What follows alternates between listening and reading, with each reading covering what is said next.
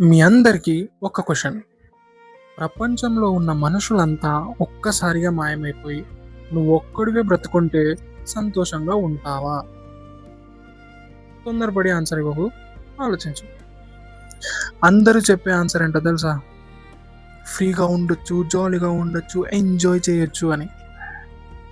నిజానికి కొన్ని రోజులు దాటిన తర్వాత నీ మనసు పూర్తిగా మారిపోతుంది.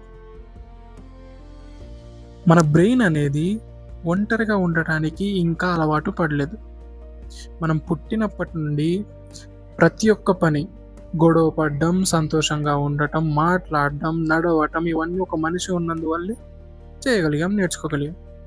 సో అలానే ఒక్క మనిషి లేకపోతే డబ్బుకు విలువ ఉంటుందా?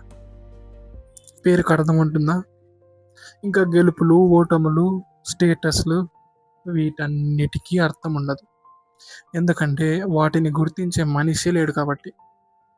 సో ఆనందం, సంతోషం అనేది వస్తువుల్లో కాదు, మనుషుల్లో ఉంటుంది.